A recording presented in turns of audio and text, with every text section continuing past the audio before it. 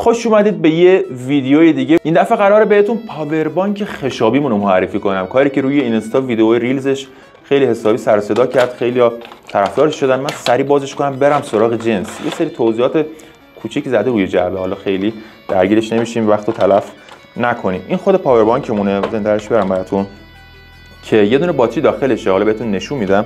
یه دونه باتری اضافه هم داره رو محصول.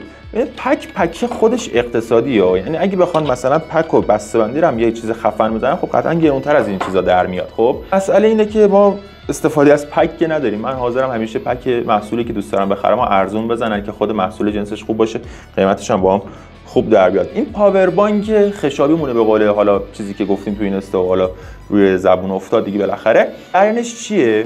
جریان اینه که ببینید اینطوری باز میشه، این باتری در میاد و میتونید باتری رو عوض کنید. حالا این از اول بهتون بگم جریانش چیه. فکر کنید این یه پاور بانکه، کاری به باتری فعلا نداریم.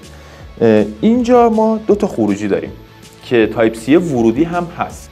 اینجا یه خروجی یو اس بی ای، یه خروجی یو اس بی سی. یو اس بی سی پی دی 20 وات میده، یو اس بی ای 22.5 وات میده.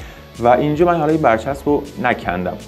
اینو دکمه هر کی بزنید میزان شارژش رو، حالا نور کم زیاده اینجا، درست ببینید مشخصه، ببینید 25% و 50% روشنه، یعنی تا 50% الان شارژ داره حدوداً، 75 و 100 خاموشن.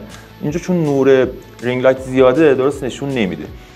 و این باتری 5000 میلی آمپر ظرفیت داره، یعنی تقریبا به اندازه یه گوشی. حالا گوشی 5000 میلی آمپری هم نه، مثلا گوشیایی که 3000 خورده چیز دارن، چون بالاخره یه اتلاف انرژی این وسط داریم برای شارژ کردن گوشی. و هر موقع شارژ تموم شد، شما که اول میتونید با همین درگاه تایپ سی باتری رو شارژ کنید.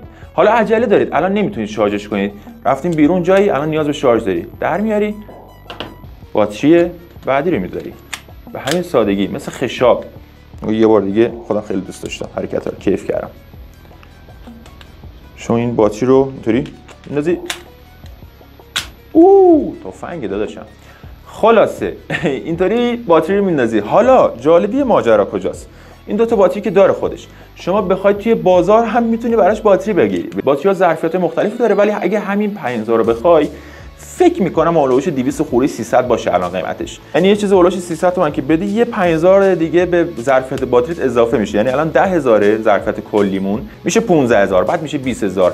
بعد اینا رو هر موقع تموم شدن، مثلا اومدی خونه، رفتی بیرون، شارژر استفاده کردی، اومدی خونه، الان میای دونه دونه میذاری داخل همین کیس، میبندی و میزنی تو شارژ. با همین درگاه تایپ سی باتری‌ها رو شارژ میکنی همشونو، خیلی راحت.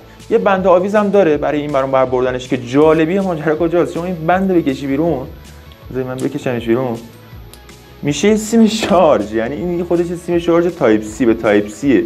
ببینید خیلی خلاقیت باحالیه. توی خیلی از پاور بانک‌ها جدیدن دارم میبینم و واقعا هم خلاقیت جالبی و خدا خیر بده اون کسی که استارت این حرکت رو زد. خیلی میتونه کاربردی باشه دیگه، نیاز نباشه هی با خودمون سیم ببریم این بر اون بر. حالا من اگه تونستم اینو بزنم جا، مشکل از منه، فکر نکنید مشکل از پاور بانکه. خلاصه چیز دیگه خیلی نداره. اینم که دکمه پاوره بود که شارژ رو نشون میداد، اینم که خروجیاشو گفتم و اینطوریه و از این بحثا. اینو گفتم یه توضیح کامل در موردش بدم. پاور بانک خشابیمون خیلی طرفدار داشت و کیفیتش نمیگم خیلی خفنه در حد کارهایی مثل انکر و فلان اینا، ولی توی رده خودش واقعا خوبه. یعنی چیزی نیست که به گوشی بخواد آسیب بزنه، یه کیفیت مناسب داره. ولی کلا بچه‌ها نه فقط این پاور بانک، کلا هیچ پاور بانکی رو استفاده همیشگیتون نکنید. شما سعی کنید همیشه با آداپتورتون شارژ کنید. جاهایی که گیر میکنید، مثلا رفتی بیرون، رفتی یه جای آقا گوشی شارژ نداره، بزن. نه اینکه مثلا تو خونه نشستی یهو دست کنی و برداری تق سیم بزنی بهش واسه گوشی شارژ کنید. خب این اشتباهه. نباید با پاور بانک همیشه گوشیتون رو شارژ کنید. حتی بهترین پاور بانک‌ها بالاخره باتریه، برق مستقیم نیست. هر کارش کنی، هر چقدر فست شارژ باشه، باتریه بالاخره. و یه سری نوشتم اینجا داره پی دی 22.5 وات، میبینید فست شارژینگ. و برای باز کردنش هم که این دکمه بود، اینو میگیرید میکشی به همین سادگی. یه بار دیگه، یه بار دیگه، یه بار دیگه. خداییش خیلی صداشو دوست دارم، صدا هفتیر میده. خلاصه الان که دارم این ویدیو رو میگیرم رنجش زیر 2 تومنه.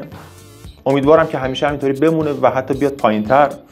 ماشاءالله وضعیت مملکت جوری که هر روز داره قیمت‌ها داغون و داغون‌تر میشه. البته که ما نمیایم همینطوری عوض کنیم قیمتا، ما مگه اینکه بار جدیدمون برسه مثلا نسبت به اون قیمتی که خرید شده قیمت میخوره. این 5000 میلی آمپر ظرفیت باتری. امیدوارم که ویدیو رو دوست داشته باشید، براتون مفید بوده باشه و اگه دوست داشتید لایک، کامنت، سابسکرایب چی میگن، همین چیزایی که همین یوتیوبرها میگن.